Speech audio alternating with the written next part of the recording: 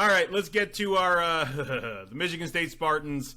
The Wisconsin Badgers used to be episode of Griffin and Bass. Thank you all for joining us.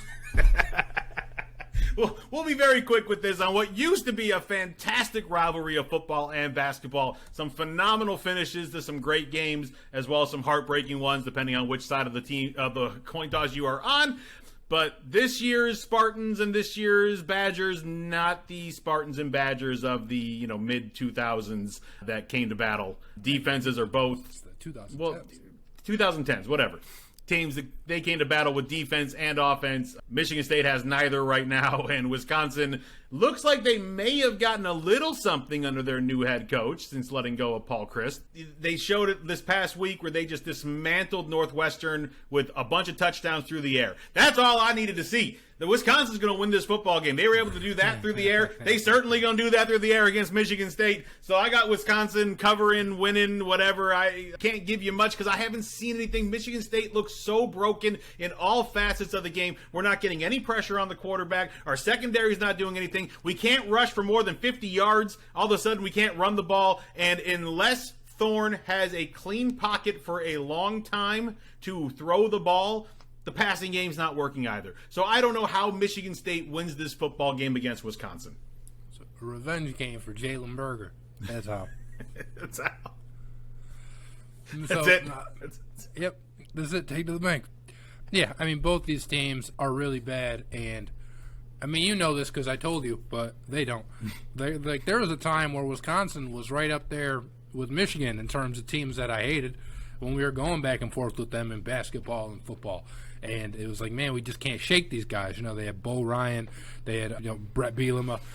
I hated them. My second most hated Big Ten team by far. It's dissipated a little bit, but still not all that much because I still don't like Wisconsin. Still can't stand them. I think they got Greg Gard as their basketball coach.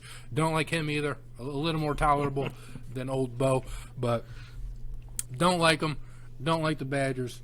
Stupid. Maybe it's because they're, I don't know, close to Wolverine in Animal, or at least they look the same. They're both ugly and stupid.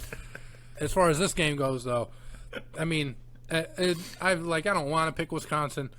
I feel like you probably have to. Graham Mertz sucks, but I thought the same thing about Tanner Morgan, and he completed damn near 100% of his passes against Michigan State, 23-26 or whatever he was, and it's tough. Peyton Thorne came out and he's like, yeah, I've been dealing with an injury since the Western Michigan game, which is the first game.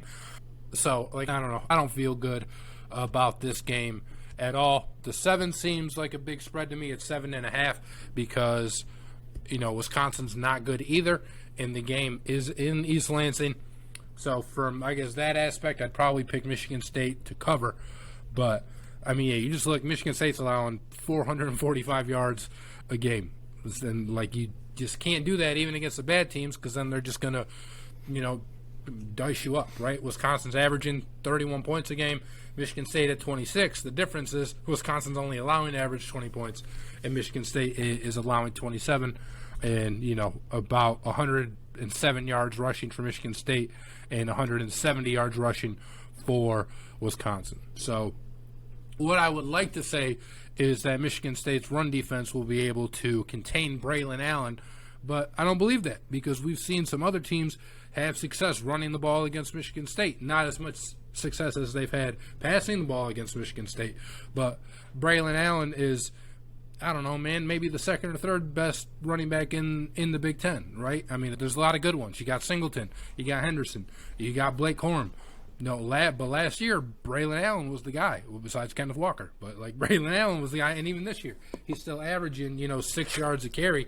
It's it's hard to stop. He's a really good running back, and I don't see just the way that Michigan State is going to be able to stop this Wisconsin team. And it's a Wisconsin team that's not very good, and I just think their defense is better than what ours is, and they're going to be able to stop us more than we're going to be able to stop them. So I am regretfully picking Wisconsin to win this game.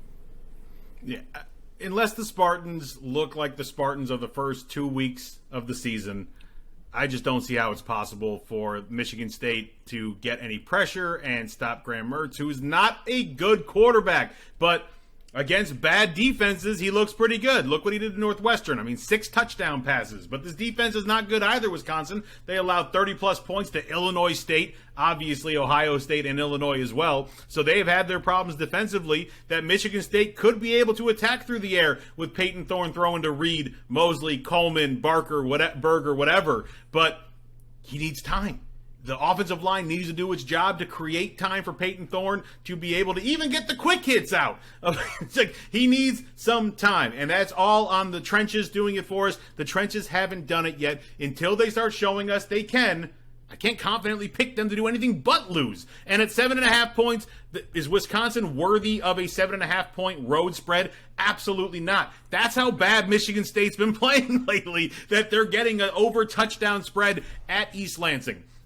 It's just not good, and I don't want to touch this game at all with a 10-foot pole. I'm going to pick Wisconsin to cover. I hope I'm wrong. The over-under 49. Look, both these defenses are bad. Maybe Michigan State gets some things going offensively, and they contribute as part of it as well. Go with the over. I don't really know on this one, but I think Wisconsin's going to win this football game unless Michigan State turns things around dramatically in all facets of the game, especially on the line, offensively and defensively. If they can get pressure defensively, if they can hold off pressure offensively, Michigan State will be in this football game. I haven't seen it since they shut out Toledo 52-0. I just haven't seen it. And so until I do again, I cannot pick them with any kind of confidence. As sports journalist, no, I can't do it. I can't do it. I got to pick the Badgers. I hate it. I hate Wisconsin as much as you do. Nothing made me happier than watching in 2000 when we beat Wisconsin basketball 4 times, including in the Final Four on the way to the national championship. Nothing made that better than beating Wisconsin a 4th time in that Final Four.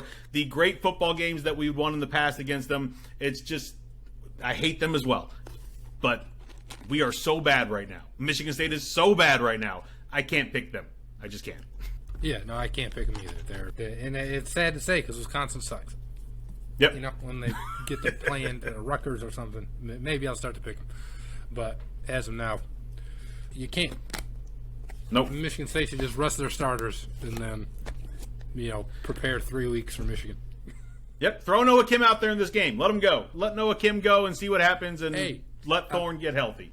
I mean, I wasn't here last Monday, but or last Tuesday. This Tuesday I was, but the Tuesday before. Yeah, I'm all aboard the Noah Kim train. I've seen enough of Peyton Thorne. I don't even know if I've seen enough of Peyton Thorne. Just let him get healthy. Throw Kim out there. Let him deal with Wisconsin's defense. Let Thorne try and get healthy and back on track. Maybe we can use him against Michigan and pull off a ridiculous upset that we have no business being in the first place. But we've done it before, so who knows? Hey, Ryan Griffin here. Thank you so much for watching today's episode of Griffin and Bass. Be sure to give us your thoughts in the comments below. Remember to click the bell to receive the latest notifications from DSN and subscribe for breaking news, community blogs, polls, contests, and other content.